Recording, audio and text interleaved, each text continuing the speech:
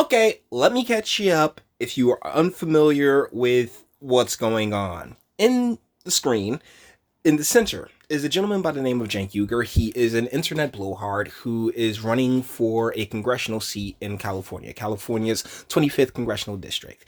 The police officers that are flanking him with the sign and sight in mind are four cops that were killed by a man the name of Gavin Long, who took a lot of inspiration from Cenk Uygur's coverage of police brutality and took a lot of the words that he said very seriously and went out and actually attacked and murdered cops.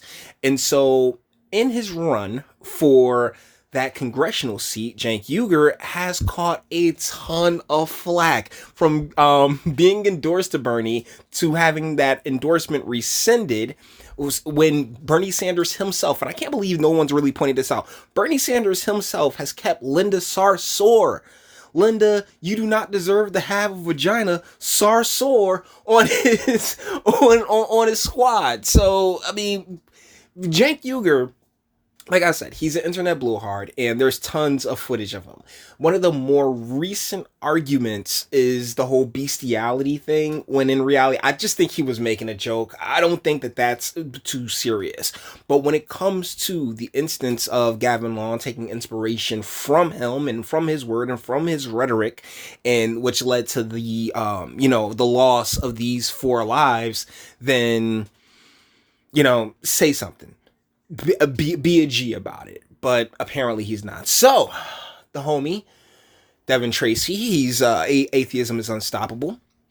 He's put together this video of Mr. Uygur being confronted about this via an operative that he has out in the streets, because, he's the ambassador, so people go to him and say, hey, I got your back. So, they went out and found Cenk Uygur at a fundraiser for his campaign, so they confronted him with this. Let's go. Killed 3 police officers and severely injured 1. What do you think about? That guy was totally mentally unstable, not a fan of anyone. It's a wild accusation and smear. A wild accusation and smear that this guy watched your videos, was a fan of yours, and was clearly influenced by your anti-cop bullshit? That's not a wild smear. That's the truth, you fat-necked bitch. And it's not a smear, it's reality. It's another reason why you shouldn't be in Congress. You don't have the balls or the decency or the integrity to admit that this man did this because of you, in large part. Yeah, Gavin Long was an ex-Marine. He spent 5 years out in Japan and the Middle East. And he comes back, it's not normal to set up an ambush to kill cops. That's not normal. And why did he go to Baton Rouge? He wasn't from Baton Rouge. He went to Baton Rouge because he was upset about that fat black dude who pulled a gun on cops and was killed. Some fat gangster bleep. And it was a famous story, and he pulls his gun and the cops shoot him. I mean, what the hell does a guy from Kansas City have to do with Baton Rouge police? Nothing, unless he's inflamed. And what was your coverage of that? Of course your coverage was inflammatory of that case, which was a completely justified killing. Gavin probably saw your coverage of that. And what did he do? He went down there and he killed cops. Family. So here's where things get interesting, because on one hand, this individual went and did what he did. And I guess really, and I don't mean that this as any type of disrespect, but where is that line at? Between the entertainer or the voice that the person hears and the actions that some other individual goes and takes. But as we'll get into in this video, I mean, it went a little bit deeper than that. Let's continue. Men doing their jobs. He killed them. And that blood is on your hands.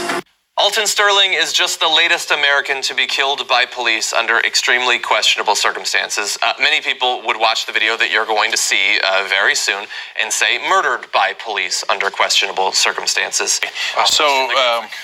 Predictably, his arrest record from the 1990s have come out now. Mm-hmm. So that's usually what the cops leak right after they kill someone. And now, it is not clear, because this just happened very recently, from all the reporting that I've seen, whether he actually had a gun and whether he was actually the guy that the police were looking for in the first place with the red shirt and selling CDs. He's got a red shirt. Now, when this took place, I believe I was already on my way. I had stopped paying attention to the Young Turks. I'm not particularly sure. But one of the things that I've noticed is just, and I've brought this up in several videos before, is this urge to be angry on behalf of others. Like that whole self-important, self-righteous, narcissistic, tendency that a lot of people, particularly on the quote-unquote progressive side, have, is just, it's condescending. It's rather condescending. Did have CDs, could obviously be that guy. I don't know. And I'll go further and say, look, cops are a dangerous thing to mess around with, especially our cops here in America who are trained to shoot you immediately. If you sneeze at them the wrong way, they'll shoot you. And that's the fun part, because I'm someone who's been in, I've taken the classes, I've taught and learned with cops. And the deal is that the training isn't, like, the training really doesn't matter. It matters to an extent, but not to a full extent, because we all initially have a fight or flight reaction in us, and many times you can't call it until you're in the line of fire. A black teen is 21 times more likely to get shot by a cop than a white teen. There's no racial component. Really, there's no racial component. Now, the only reason you'd say that is... But that's the thing. It's about, like, the laws and how those laws are applied and where those laws are applied at. I mean, like, this, like, when you speak of the racial component, right? It's a big part of the legislation and the application of the law that really needs to be twerked and tweaked that. Unfortunately, the only way you can really twerk and tweak that is via making home lives quite a bit better. Because ultimately, when it comes to those teenage kids, when it comes to those, particularly the youth of the quote-unquote black community, it is about home life. Seriously. Because you feel guilty. You feel like, wait, are you saying I'm a racist? I'm not saying that. I'm saying there's a subconscious bias. It's affecting a lot of us. And apparently it's affecting society overall. And it's leading to black kids getting shot at 21 times the rate that white kids are. And at what times the rate do the white kids go have, are coming from broken homes? Like, real talk, so many of our problems can be solved via, make sure that if we make sure that the people who are making people are in the best position to be together and raise those people up properly, then great. But we haven't done that. We haven't at all. If anything, we've incentivized the breaking of families. And that's not just a black thing. It's a white thing. It's an American Western thing. So that's a fact. If you don't like that fact, there's something wrong with you. We tell them everything's a threat, especially if it's black. And so make sure you shoot if anything is a threat. And then they say, well, that was objectively what I was taught. I was taught if there's anything remotely a threat, I put it down, I murder it, I kill it, and I go home safe. I didn't take any chances with my life, and that's why I have an incredibly safe job. And that's the deal. And it's not just Cenk Uygur that pushes that narrative or pushes that idea set. This is something that is very, very prevalent in urban America. You can even go and talk to a lot of these mayors now, because they all see this opportunity to just, bask in all the victim mindset and the victim mentality and have things their way. Like here in New Jersey, we recently just did the voting reforms for people on parole, as well as there's another measure that got signed recently. But yeah, there's a balance that needs to be struck when it comes to law and law enforcement, because they are necessary. You can go to the official elected official channel. I did videos with cops. I've talked, I'm not somebody who doesn't believe that they serve a very valid purpose and function in making sure that society, operates in a very specific manner. But as you can see, particularly within urban zones, that respect has been slowly eroded and chipped away at for, generations now. Was a monster who wound up killing those poor innocent people, and so yes, he's a monster that killed innocent people, but you inspired him to do it, which kind of makes you the monster here, Cenk, who refuses to take accountability for this, and the blood of those innocent men is on your fat hands. But what's the question? The question? Why have you never talked about this? Why don't you take responsibility for your role in these killings? Why don't you change? Why don't you stop trying to dogpile on cops and make people hate them and want to commit acts of violence against them? Why don't you... Wasn't there didn't somebody shoot Reagan after they listened to John Lennon? Or somebody read a book, read one of these books and then went out and kidnapped Jodie Foster or something like that? I am completely chopping it up. But the deal is that people will draw their inspirations in we got a bunch of we need mental health facilities readily available once again. We need to bring back the straight jackets. I'm just saying, because we need a place to put the people who are not all there, not particularly with it, and maybe need to have some time away from the rest of us to get their emotions and their psychology, their psychologicals in order. Acknowledge what you've done, and then stop doing it, you dick. He mirrored a few of your videos. One of them was about... You know how many people watch us? No, that wasn't what he said. He watched one of your videos. He mirrored one of your videos, and he reacted to another. In other words, he was a super fan of yours. It's not just a... Well, I mean... I don't... Just because you comment and react to people's videos don't make you a super fan, alright? Jesus. I'm offended. Casual viewer, and what are you hiding behind the numbers? So, there's so many people, we can't... So what? So what if you have a bunch of people? One of the people who is a super fan of yours and watched your shit went out and killed cops based off your message about cops. That's the point. Don't run behind, we got a lot of viewers, so we can't really keep track. It's not my responsibility. He was on. Hey, if you go and check out those videos that I did with the police on my other channel, that was even before I knew AIU was a thing. So I didn't go out and be nice and talk to cops because, atheism, I'm a super fan of Devin Tracy. He mirrored a few of your videos. One of them was about... You know how many people watch us? Right. No, hold on. Let me answer the question. 250 million views a month. No, that's, first of all, horseshit. The guy's like Trump. He cannot resist the urge to amplify his numbers. And that's something that I really wanted to pause at right quick and just say, Trump, when it comes to Trump, he's just a boisterous dude. Please, people with TDS, stop it. Just let it go, okay? The whole impeachment, just relax, man. Breathe. It'll be okay. How can you keep a hate boner for 3 years? Go look at the numbers. First of all, it's the same people watching over and over. These are not unique views, and he doesn't get anywhere near that number. He's combining Facebook impressions with every sub-channel on the network. No, we're talking about the main show, which doesn't get anywhere close to 250 million views a fucking month. Give me a break. And what is the point of that? How does that absolve you of the responsibility to not encourage your fans to kill cops? Right. Okay, so am I responsible for all this? You know, it's 50 million unique viewers a month. Oh, really? Do you think this argument would have worked well for Bill O'Reilly when he encouraged the killer of Tiller, the baby killer? Remember, he kept saying that? Tiller, the baby killer. The guy was an abortion doctor. He performed abortions, and Bill O'Reilly kept inflaming his audience and saying, hey, this baby killer is still operational. He's still doing his thing.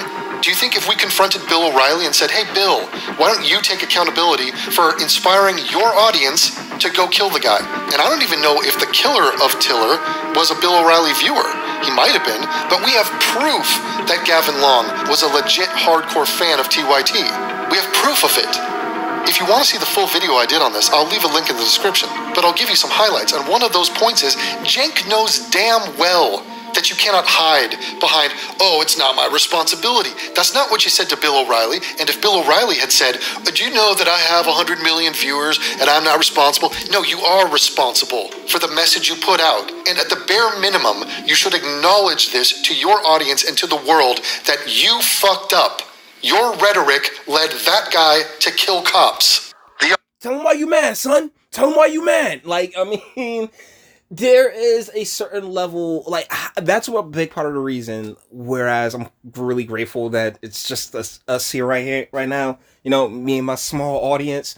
Guys, we don't want to sit, I never want to be responsible for anyone getting harmed in any way, shape, or fashion. I think that's a big part of the reason why I took such offense to YouTube calling me saying that video that I done on Dwayne Wade was hate speech. Like I personally, no matter who I'm speaking of or who I'm talking about, I whatever jokes I may make to seem a little bit more entertaining throughout the course of a video, I wish harm upon no one.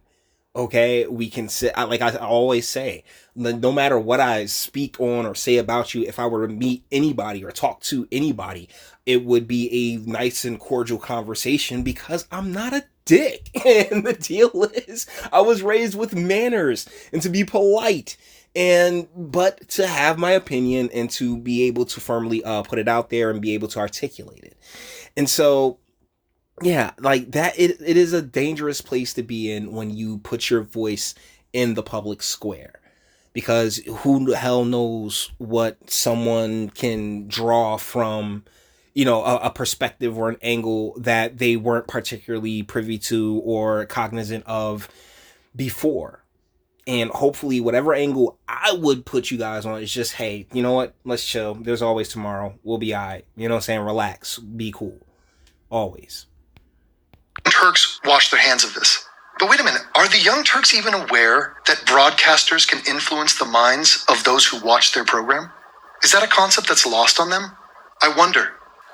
And he continues to lie about what Planned Parenthood does. Planned Parenthood does not sell baby parts. It doesn't sell baby parts, you fucking piece of shit liar. Classy, Anna, you friggin' hook-nosed wannabe Latino bitch. Stop fucking lying about it. It drives me crazy. You want to know what else he said? Let me read you a quote, okay? This is from the November... I ain't gonna stunt.